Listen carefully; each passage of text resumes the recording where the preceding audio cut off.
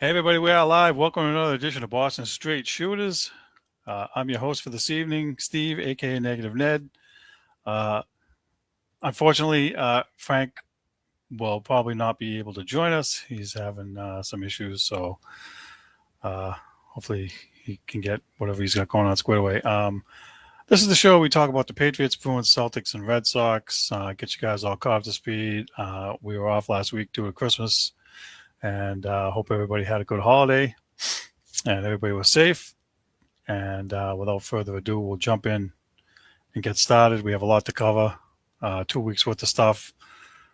Let me post a link so you guys can join.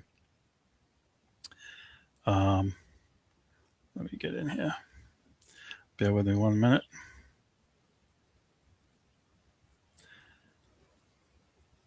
All right, there's that, and then we gotta do this.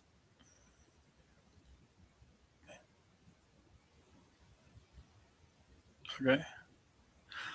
All right, now here we go. Let's start with the Bruins. They are on a 6-game losing streak. They have not been able to score goals, and they haven't been able to keep pucks out of the net. It's been a rough stretch for them. I think that the lack of talent and scoring is finally starting to catch up with them a wee bit. So let's look at what they had over the last week or so. They played Vancouver. Now they had a 5-game homestand.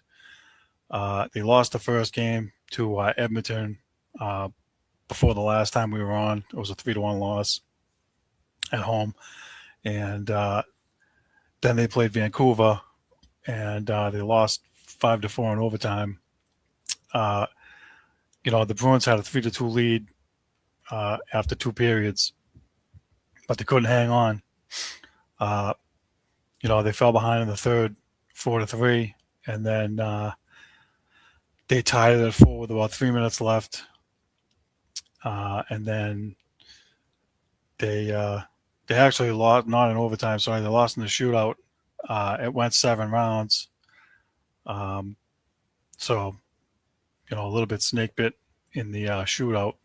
But Vancouver had just traded their best player, Quinn Hughes, and after that trade, they had won, I don't know, probably 3 or 4 in a row before playing the Bruins. So somehow losing your best player makes you play better. I can't figure that out. I don't get it. Old friend Jake DeBrusk was in the building. I don't believe he scored. I wasn't paying enough attention to get that. I don't think he did. But nonetheless, bad loss. Give up 5 goals, whatever. Come on the short end of things, not good. Next game, they played Ottawa. Again, they can't. Ottawa's a bad matchup for them for some reason, and this has been going on. This is probably the 3rd year now that they've been having issues with these guys. So they fell behind 1-0 in the first minute of the game, first minute and a half, and all downhill from there. They fell behind 3-0 before Boston scored on the power play with about 50 seconds left in the first period. So they're down 3-1 at the end of the first. They never recovered. The newest Bruins killer, as I'm going to call him, Tim Stutzel, scored about 7 minutes into the second period, make it 4-1. He's got 5 goals in the 3 games that they've played against each other this season. And then after he scored, not even 20 seconds later, Ottawa scored again to make it 5-1, in which Jonas Korpisalo got pulled in favor of Swayman. He gave up 5 goals on 17 shots. He only had 12 saves. That's horrible. And as is most of the time the case, I don't fault the goalie. I fault the 5 guys in front of him, because the goalie's only as good as those guys, and they just weren't good. So he got yanked. McAvoy scored to make it 5-2. But then Steve's got a tripping penalty, and Ottawa scored on the power play to make it 6-2. The Bruins were outshot 28-20 in the game. It really wasn't even that close. I had said before that, Swayman was in net for a lot of the games where they've been giving up 6 goals. This is a case where Korpisalo was in for one of those games.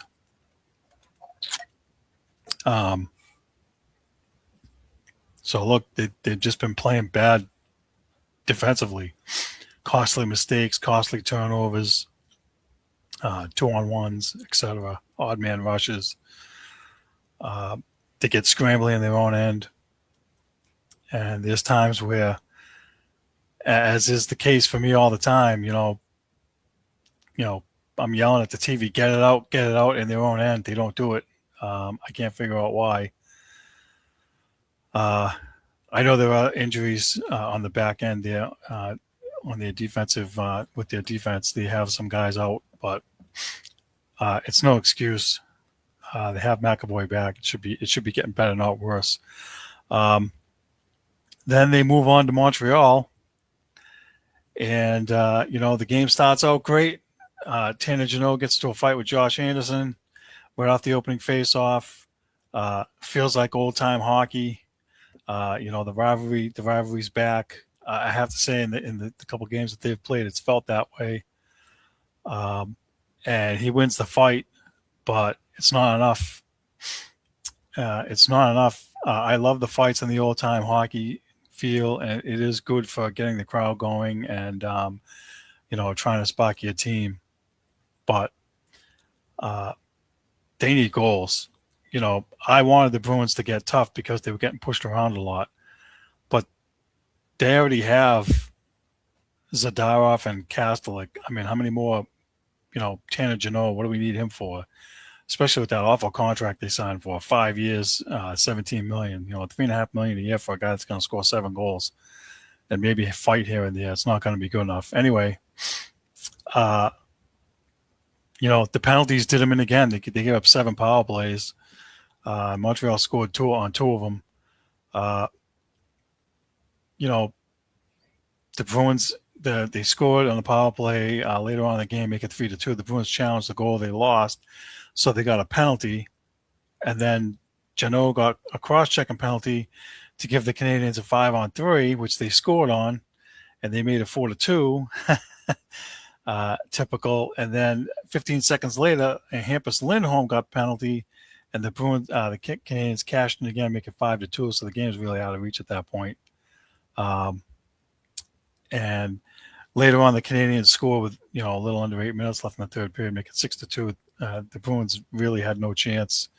And my notes here that I made. Please tell me if you heard this before.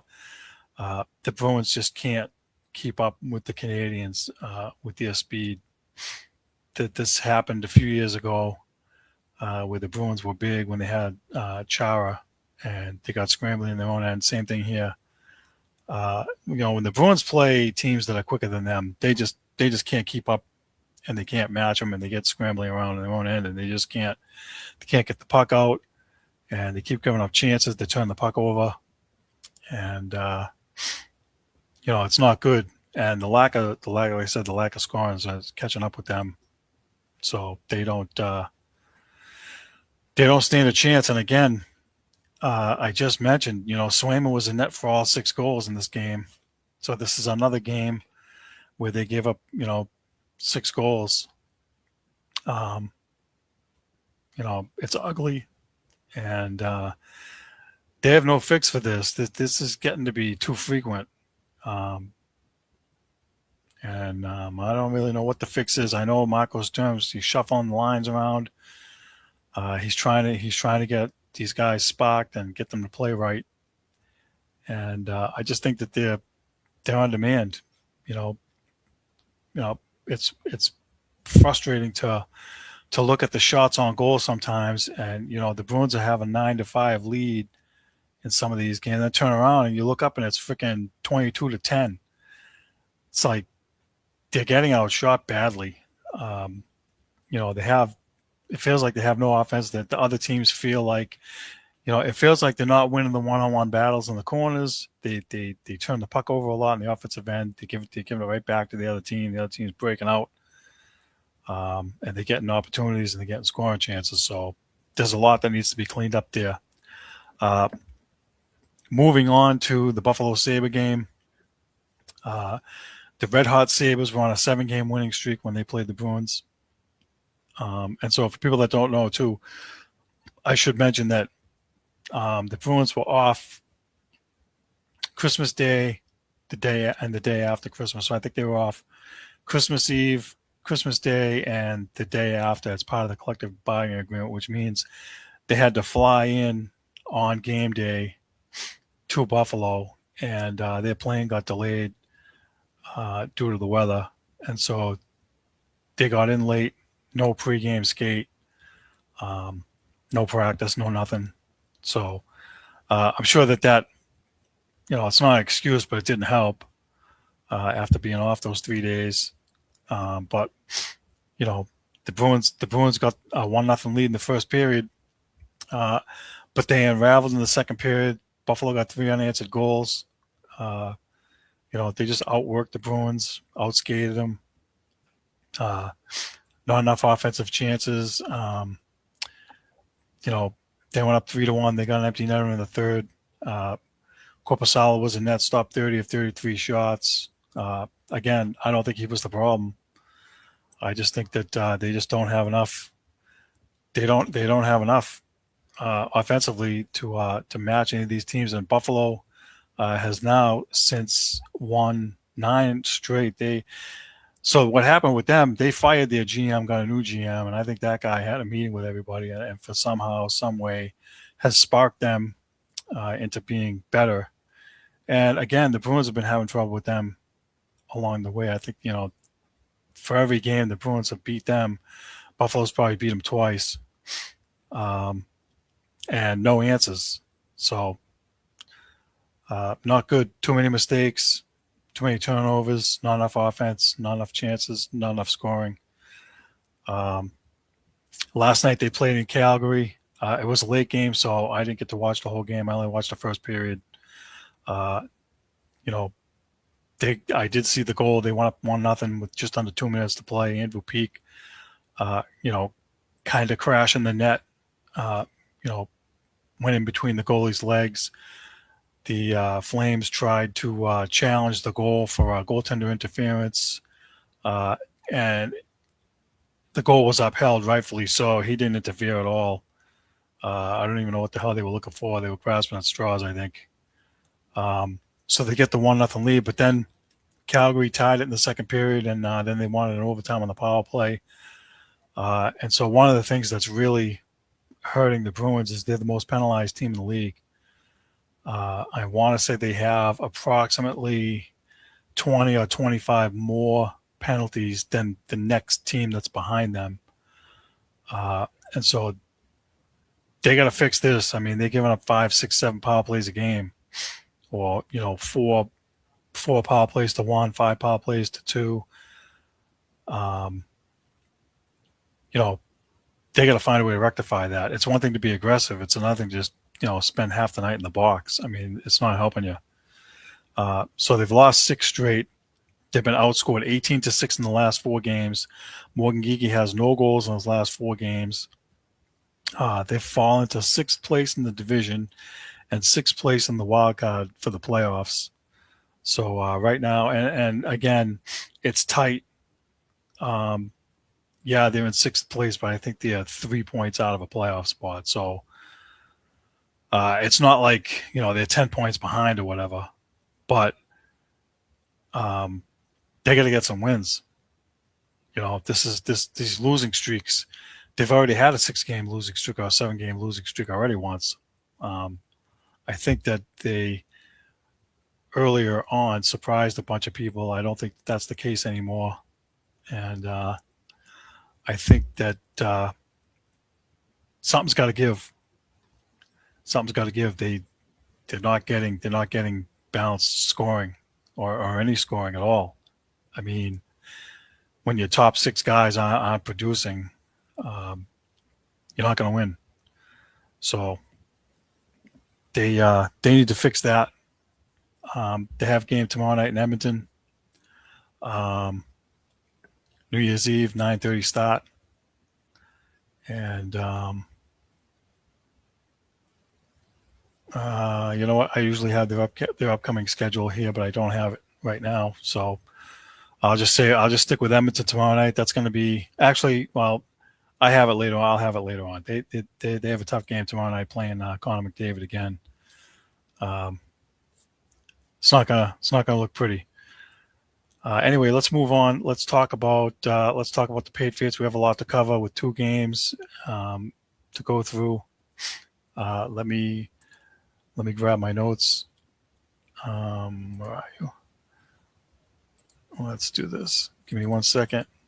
All right, here we go. Patriots beat the Ravens. That game ended up being moved to Sunday night. The Patriots were losing the game, and they came back in the fourth quarter. So the Patriots, and this is again, this irritates me so much. I can't stand it. The Patriots win the toss, they defer, and the Ravens go right down the field and get a touchdown on the opening drive.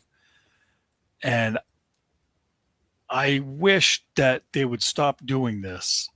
I get the whole, you're getting the ball to begin the second half, and you're hoping you can put points on the board beforehand and make it like a double whammy.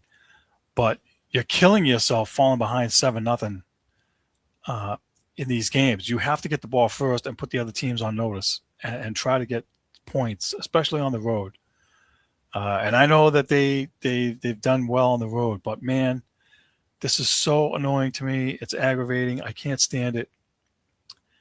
And I hope they do something about this going forward somehow.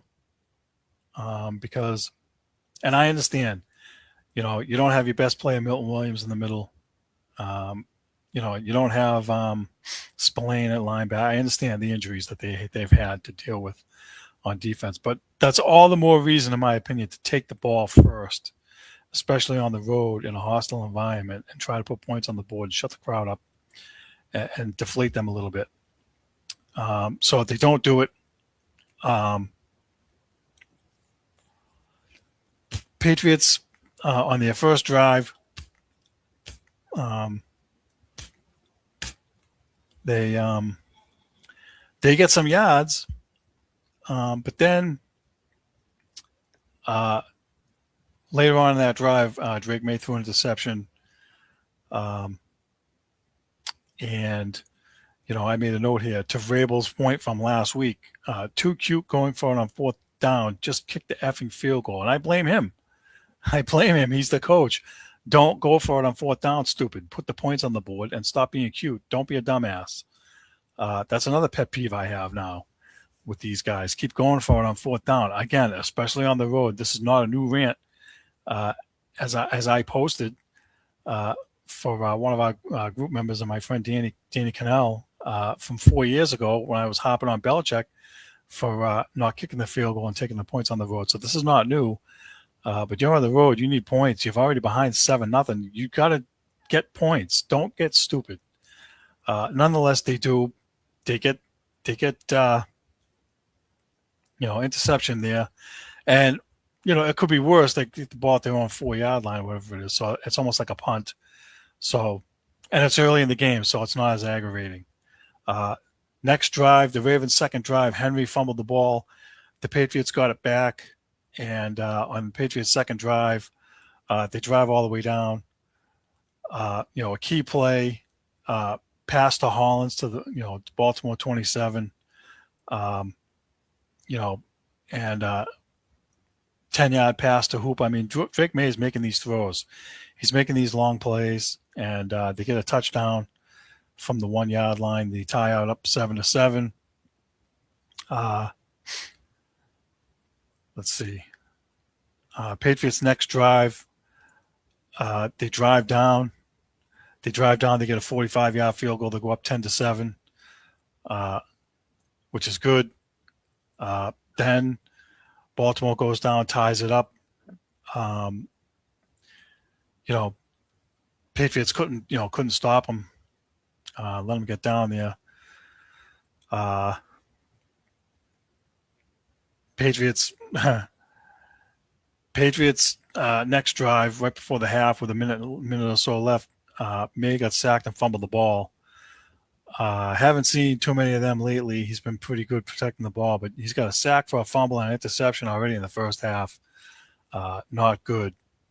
Luckily, the Ravens, they tried to pass to Andrews, and he tried to lateral it, but it was ruled a forward pass. And the Patriots roughed the passer, so they had matching penalties there that offset. And, they go into the half tied at 10. Drake May, 15 of 20 for 178 yards. Decent first half, but, 2 turnovers, not good enough. Patriots get the ball to start the second half, which is what they wanted, but they go 3 and out and they have to punt. So, to me, that didn't work in that case, which is, again, me hopping on them. Ravens next drive, they drive it down. They try for a 56-yard field goal attempt, which was no good. So the Patriots catch a break. The Patriots next drive, they get it. They go down to the 41-yard field goal attempt. They make it. They go up 13-10. Ravens next drive, big plays here. Penalty on Carlton Davis for a face mask, 15 yards. That was a killer. And Flowers ran 18 yards for a touchdown. That was a killer too. They had a hard time stopping the run. So the Ravens go up 17-13. Patriots next drive. I'm not really sure what happened here, but there was a pass interference on Butte, which, offensive pass interference on Butte, that set them back. There was a pass to Diggs for 23 yards, made a first down. And then 3 incomplete passes in a row. And on 4th down, they were in punt formation. The ball went to Mapu for some reason. I don't know what they were looking at. And he fumbled the ball. So the Ravens get it there. And on their next drive, going into the fourth quarter, 1, 2, 3 straight, 4 straight runs for Travis, for Henry, Derrick Henry, sorry. And he runs in for a touchdown. So now they're up 24-13. The Ravens are. And,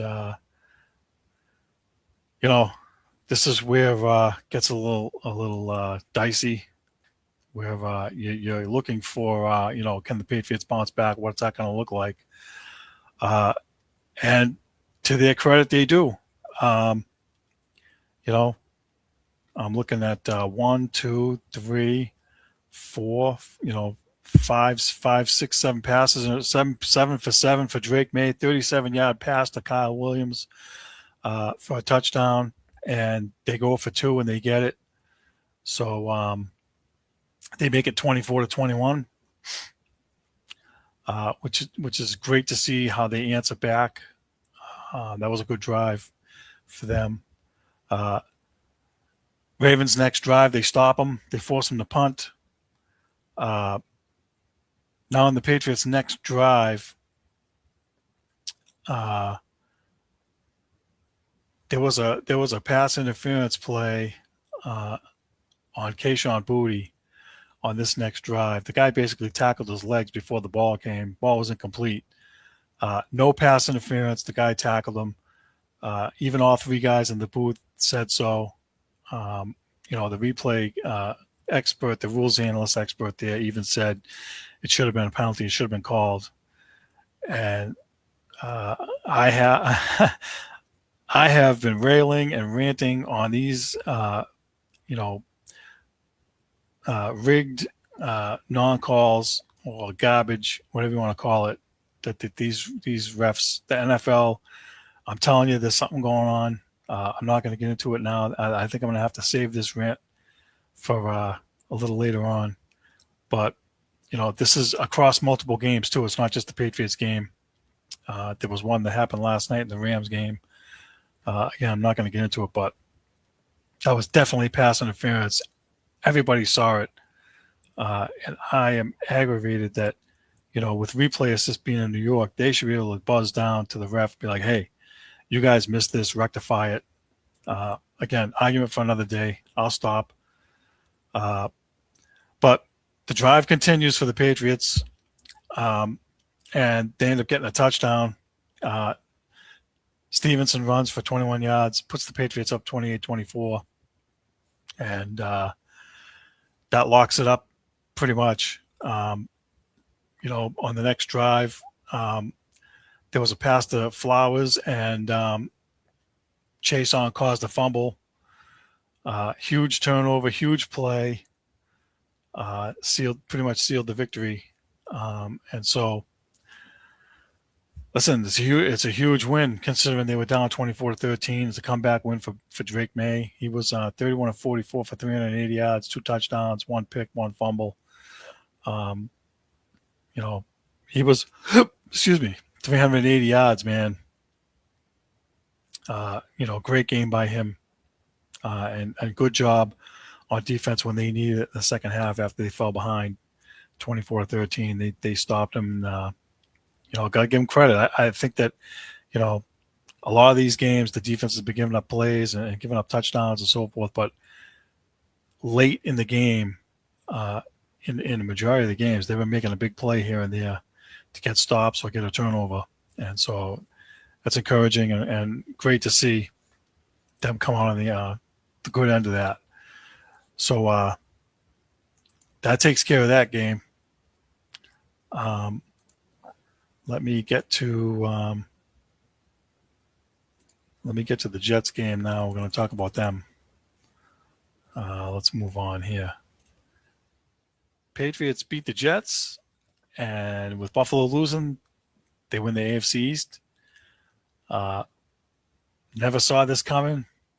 Had no clue. Kudos to Frank. Unfortunately, he's not here to pat himself on the back. He said double-digit wins. He had 10 to 12 wins at the very beginning, right from training camp. I had 8 or 9. I stuck with it. They have shocked me, and Frank and I, go back and forth, and they really, excuse me,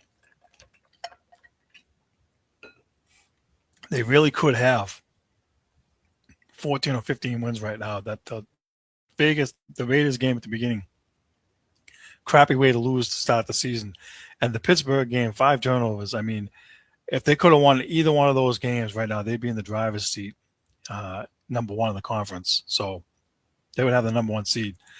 But as I had said to him, look, if they don't lose those games, and Vrabel can't use them as teaching moments. I mean, after the Pittsburgh game, the run that they've been on, winning 10 in a row or whatever,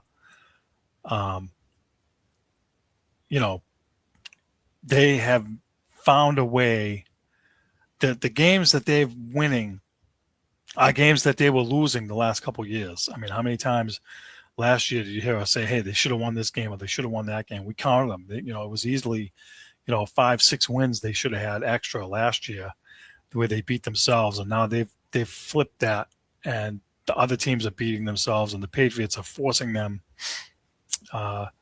into mistakes, and the Patriots are taking advantage finally.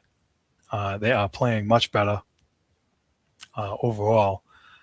And, this particular game showed, this game here in particular, right off the bat, the Jets defer the kick. I don't know what the hell they were looking at. They can't score. So that should be a no-no for them. But luckily for us, they do. The Patriots march right down the field, starting from their own 39-yard line. And, You know, Drake May passed to Hooper, touchdown. They go up 7-0. The Jets next drive, Patriots force them 3-and-out. Next drive, Patriots, Drake May drives them right down. Down the field. Stevenson runs in for a touchdown. It's 14-0. And from then on, they pretty much dominated. Patriots Jets next drive, they get an interception. Patriots do. Jalen Hawkins makes the pick. They come right down. Patriots again. 21-yard pass to Stevenson. It's 21-0. Everybody's all excited that they're gonna wax these guys, and I was like, back the truck up a little bit. It's not over yet. I wasn't ready to write them off completely, even though I like what I was seeing. I just didn't want the Patriots to give the Jets anything, and so they do. The Jets get a field goal. It's 21-3. Next drive, big pass, 21 yards to Diggs. Drake May ran for 8 yards. This first down after first down, May ran for another 11 yards, got a first down, kept drive going. They go up 28-3. Jets can't do anything. Patriots are giving them nothing, which is good.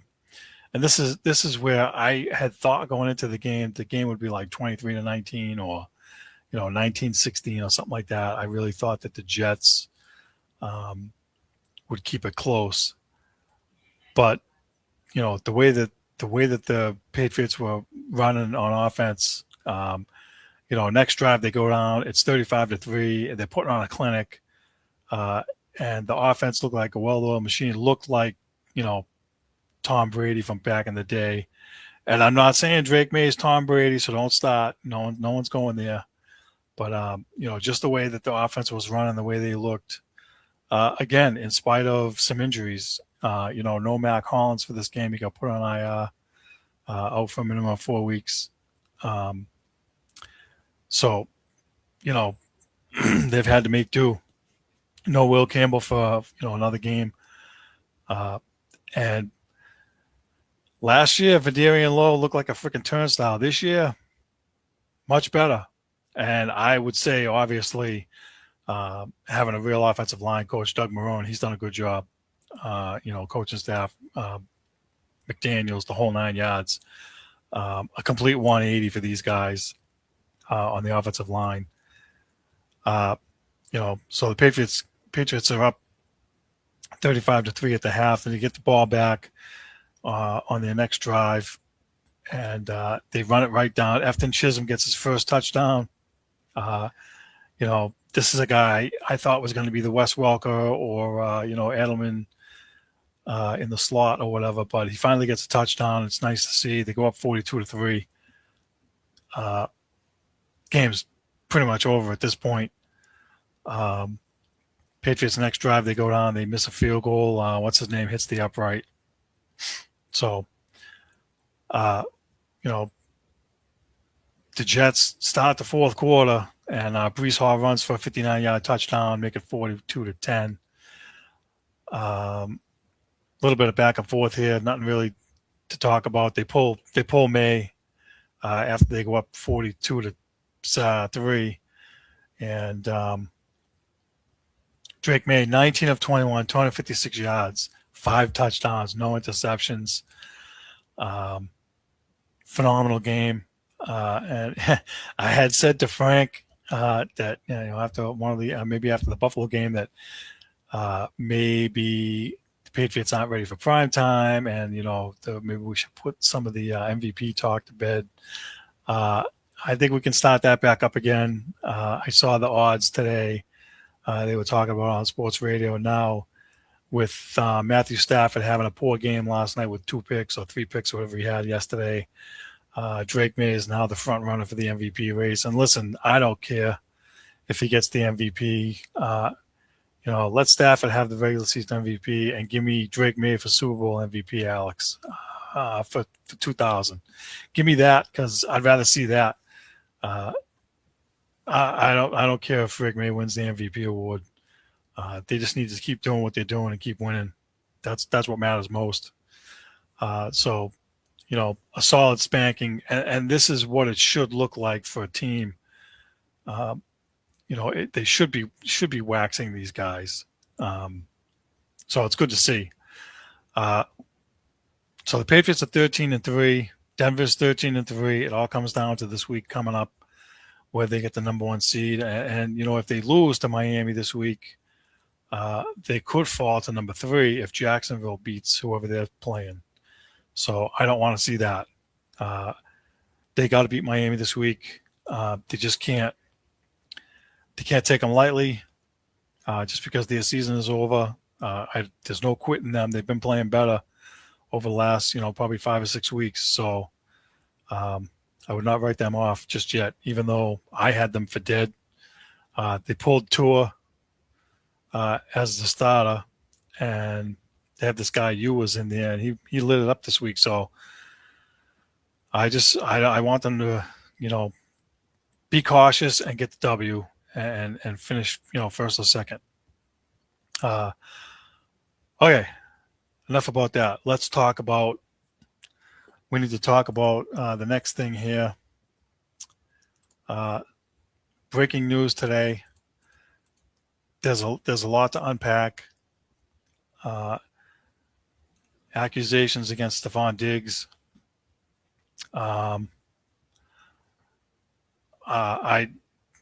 don't have it memorized, so I'm going to read what I have here. It's lengthy, and I'm going to break it down into segments. He's facing serious criminal charges after an alleged domestic assault incident involving his personal chef at his home in Dedham earlier in the month on the 2nd, after the Patriots had beaten the Giants on Monday Night Football. The victim waited until the 16th to file the report. Police report. She said that during a dispute over her pay, Diggs smacked her and placed his hands around her neck, causing her to struggle to breathe and feel lightheaded. She reported pain and difficulty swallowing after the assault. Says she could have blacked out. So this is pretty serious. There's more to this, but the first thing I'll say is, regardless of the accusations, this is just not allowed. There's no way to condone this behavior at all from anybody, whether you're a professional athlete or not. So, hearing this is just like, okay, let's just make sure we have that, you can't do this, professional athlete or not. That's a no-no. Now, the victim claims that Diggs owed her at least 1 month's worth of pay. She said she's normally paid by wire transfer, and the initial agreement was for weekly pay, but it became monthly pay. And she still believes that she's owed a month's pay. She said she's been working for Diggs since July. There was 1 week in November where he had asked her to not work that week because he was having guests over. And she says she was not provided financial assistance for lodging during that week. After the assault, apparently Diggs asked her to sign a non-disclosure agreement. The Patriots made a statement. They said that Diggs denied the allegations and they stand firmly behind him and supported him. Patriots are aware of the accusations. He has informed the organization he categorically denies the allegations. We support Stephon, it says. And then they get the typical, we'll continue to gather information and cooperate fully with the authorities in NFL. And out of all respect for all the parties, it's an ongoing legal matter. No more comments, of course. That's typical. So I don't expect them to say anything else, obviously. And there's more. His attorney later said that the allegations were unsubstantiated, uncorroborated. He categorically denies the allegations. They are unsubstantiated, uncorroborated, were never investigated because they did not occur. The timing and motivation for making the allegations is clear. They are a direct result of an employee-employer financial dispute that was not resolved to the employee's satisfaction. Stefan looks forward to establishing the truth in a court of law. Should also be mentioned that they are trying to come to a financial settlement with the person. And the NFL commented also and said that, they're aware of the matter, been in contact with the club, no further comments, so on and so forth. So you can see there's a lot to unpack here. Listen, there's a financial dispute here. She wasn't paid somehow, somewhere along the line, wasn't paid for the week that he asked her not to work. And typically, if she had asked for the time off, then she would have an understanding that she wouldn't be paid. But where he asked her to take the leave, she thought she was supposed to get paid. So there's a little bit of a dispute there. And I want to make sure I say this because, I've listened to a lot of sports radio all day, and they've all mentioned this, and I'm going to mention it too, is that, we have to make sure that it's supposed to be, innocent until proven guilty. The way reports work and people run with things and social media and whatnot, everything feels like guilty until proven innocent. It's backwards, it's flipped. And I want to make sure I don't make that mistake here. There's two things at play here. There is the assault part of it, which I've already said is flat out wrong, no matter what. That's flat out wrong. Also, the flip side of that is, we've seen before where the victims make it up, and it's not true. And it's kind of like blackmail, so to speak, where she's making these accusations in order to get paid. And I'll use Trevor Bauer from the Dodgers as an example of, it came out later on that the person lied, flat out lied. Also, other cases, Jabril Peppers from the Patriots last year had an incident where he was arrested and he was placed in the give me a second here. He was placed on the exempt list by the NFL, which means he can't play. He can't be at the facility. He can't be involved in any way. And it turns out that later on he was exonerated and nothing happened. He was found innocent. So this is where it's really critical to make sure that, all the facts have to come out. They have to let the investigation play out. It has to go to court. I think he has a hearing on January 23rd to go to court, which is 2 days before the AFC Championship game, I think it is.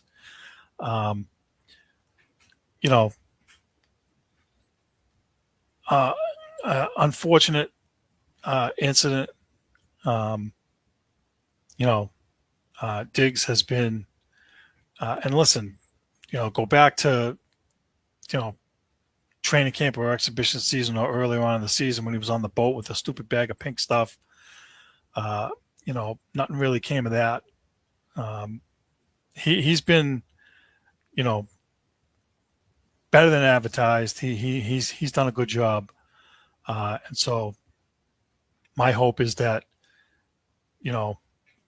these allegations are really false or nothing really happened here. And let him, let him continue and no interruptions for him. And if it's not, then, if it comes out that, he really did assault her, then listen, gotta pay the consequences for that. So you know, uh, Danny's chiming in and thought that the Diggs thing was BS. Yeah, listen, you know, again, there's two ways to look at this. She's saying that it happened. She waited 2 weeks to file the report. And again, assault victims usually don't report things right away unless, they fear for their life and call 911 as it's happening or whatever, so I get it. But I also feel kind of like she's trying to get her money because she hasn't been paid yet. And he wants her to sign a non-disclosure agreement. And he said no. Or she said no.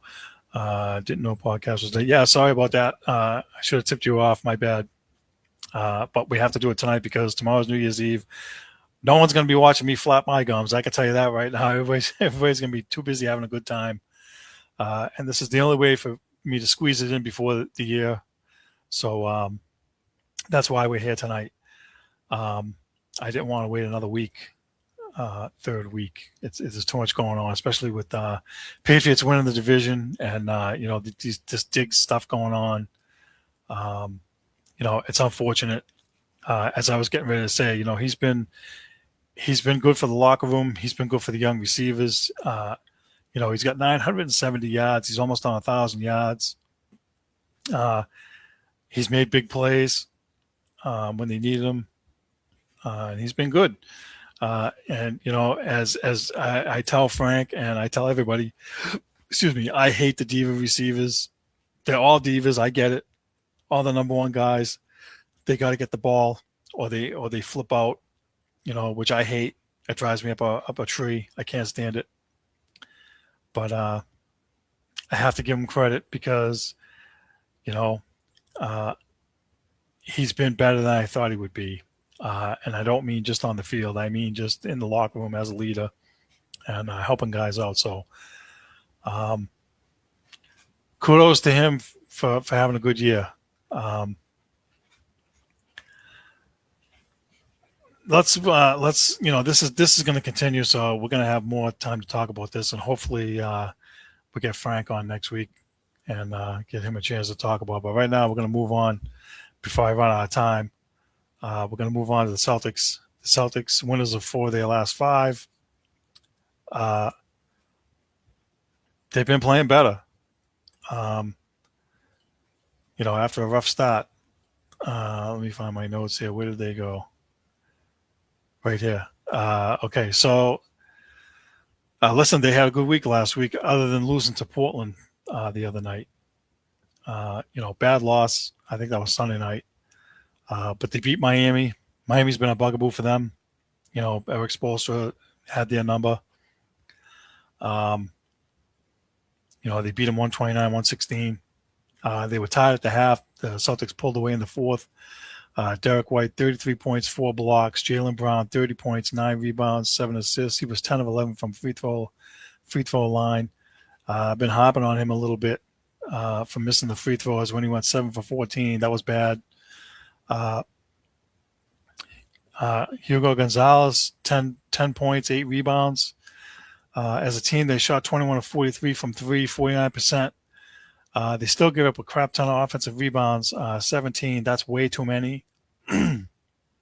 And this isn't the first time we're going to say this, but, I'm pretty sure Frank will agree that they need help at the center position after losing Cornette and Horford.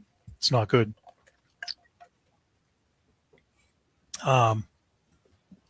So they got to rectify that somehow, but that's a good win for them. Beating Miami. Miami's been a thorn in their side. Next game, they play in Toronto. No Jaylen Brown. He was out with an illness. They were down by 2.5. Again, they pulled away in the fourth quarter. Peyton Pritchard, 33 points. Luka Garza, 12 points, 10 rebounds. Gonzalez, again, 10 points, 10 rebounds. Listen, he's been pretty good lately. I've liked what I've seen from him. He hustles, and he's got energy, and it's been good for them. Again, bad game shooting from 3, 12 of 39. That's only 31%. Luckily, they were better from inside three. They were 32 of 56 for 57%. That's red hot for a team. And they need that, and I don't know why they don't do it more. 39 threes is, I think you could live with 35 to 40 tops. 39 is better than, 49. Um, you know, they need to adjust. I think that Missoula's hopefully doing a better job of adjusting and not doing that. But, and they did a better job on the glass. They out-rebounded Toronto 55 to 37, and they had the edge 17 to 9 on the offensive rebound category. So that's good to see. Again, I think Gonzalez is a big part of that. He's been hustling his tail off. So good for him. Next game, so they had back-to-back games against Indiana. They beat them 103 to 95. They came back from a 20-point deficit, which for the Celtics doesn't happen very often. They're good at blowing the leads, but they're not as good at coming back, which is refreshing here. Jaylen Brown, 31 points, scored 14 of his 31 in the fourth quarter. White had 19 points. Gonzalez, 36 minutes, 11 rebounds. They buckled down after the game was tied at 91 with 3:49 to go, and they only allowed 4 points the rest of the way. So, good defensively, good to see. Good to see them come back and get a W against a team they should win. I mean, Indiana's having a horrible year, missing, their best player out with a torn Achilles also, Tyrese Halliburton. So, it's a team the Celtics should beat. Next game in Indiana, crazy shooting for the Celtics, 56% overall, 20 of 39 from three, 51%. That's just outrageous. You're not going to see that very often. They went to the line 34 times. Jaylen Brown, 30 points again. Pritchard, 29. It didn't look good early on. They fell behind 24-11. And then, they outscored them in the second quarter, 47 to 22. They went up 75 to 61 at the half. Sam Hauser off the bench, 23 points in 17 minutes. He was 7 of 8 from three. He hit his first 7. He was scorching hot, as opposed to 0 and 8 or whatever. He had one game where he was cold as ice. But that's huge, and he made 4 threes in the third quarter, which put the Celtics up by 22. Even Luka Garza was 5 of 5 and had 15 points. So, listen, when they shoot like that, no, it's unstoppable. And the Celtics have had that happen to them a couple of times where, the other team was shooting so good, 55, 60%. There's nothing you can do. And then the latest game here against Portland, they lose 114 to 108. This is a team that's under 500. You should not lose these gags. And I didn't see the game. So, from what I gathered from the highlights and, a little bit of reading I did, they shot 44 from three, which is only 29%. They got rebounded 48 to 38, 16 rebounds on the offensive glass. They gave up. Again, not good. Jaylen Brown, 37 points. His 9th game in a row, tying Larry Bird for the franchise record for most games in a row with 30 points. And he has a chance to break that record tonight against, oh, God, I had it on the tip of my tongue. Utah Jazz. They're playing at 9 o'clock, which is very shortly. So listen, Derek White only 12 points, 2 of 10 from three. He's had too many games like this. He can't be this cold. He needs to be better for them to have a shot. Neemias Queta, 11 points, 8 rebounds. Gonzalez, 30 minutes, 13 points, 6 rebounds. I kind of poo-pooed this pick. I really wanted the Celtics to take a center, but he's done a good job. And, Jordan Walsh, he's cooled off a little bit. He's been starting, but he got himself in foul trouble in the first quarter. He had 3 fouls in the first quarter, got himself in foul trouble. Only played 9 minutes. Gonzalez played 30. and he's been doing a good job. So there could be a flip there. Um, it may not be a shock to see Gonzalez starting at some point later on in the year. Well, not if Tatum comes back, but excuse me, between now and that time, it wouldn't shock me if he came and became the starter instead of Walsh. But they both play with energy and they both play tough defensively. So he may be better off coming off the bench. We'll see. Let me move on quickly before I run out of time. The Celtics. Bear with me 1 second. I had it and I lost it. You know what? I should have had this here. I boo-booed. Bear with me. The Red Sox made a trade, and they traded for Wilson Contreras from the Cardinals. He waived his no-trade clause to come here and play first base. I forget what the Red Sox gave up now. Like I said, I had it here. I lost it. I want to say it was like prospects. It wasn't too bad of a deal. I think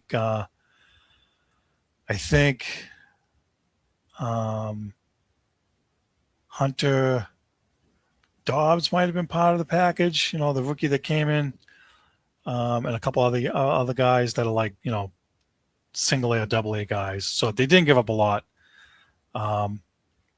And I think also the Cardinals are sending money along too as part of their salary. And listen, it's an okay move. They're upgrading first base because they got nothing out of it. I'm glad I don't have to see freaking Abraham Toro and Gonzalez over there again, swapping in and out at first base. They were bad defensively, and they gave very little pop. Toro had a little bit of a hot streak, but he was bad. Mostly couldn't hit. This guy had 20 home runs last year. I want to say 80 RBIs-ish. He'll hit 260. Better glove than the other guys. So, it's an upgrade, but, good move, not great move. They still haven't added a number 2 starter, and they still haven't added another bat. Quality bat like Bregman or one of those kind of bats. And I know that they're still kicking the tires on a whole bunch of stuff, but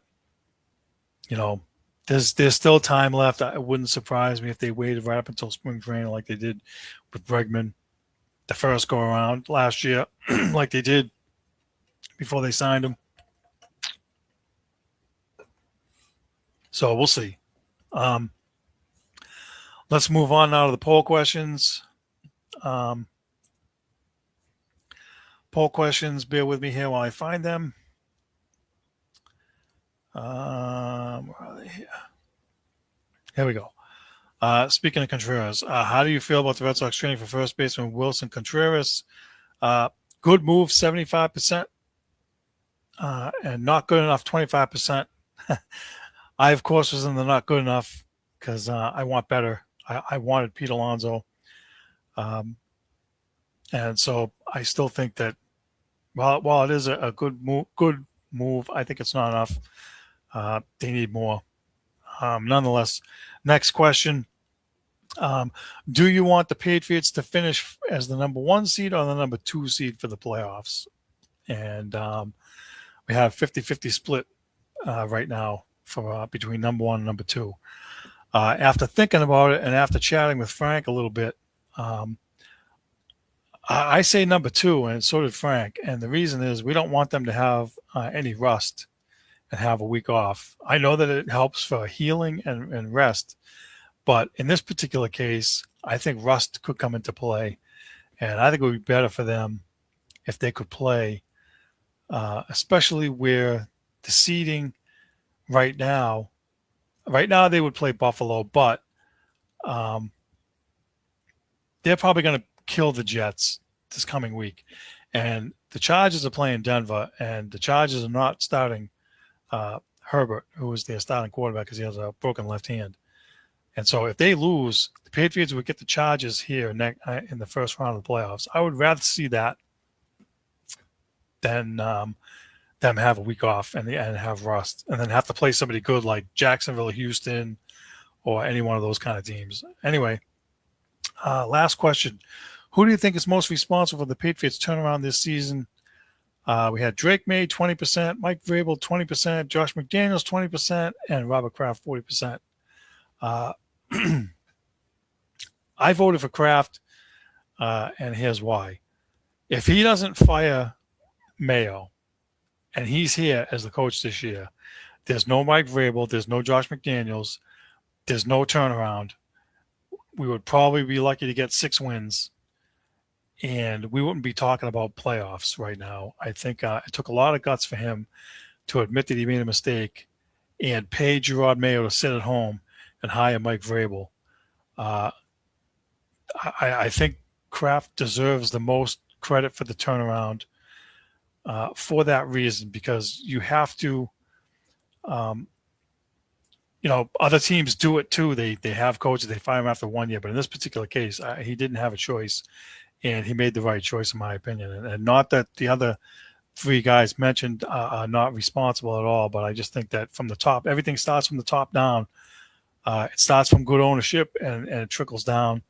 Not to take away from anything away from Vrabel. He's done a tremendous job, way better than I thought would be.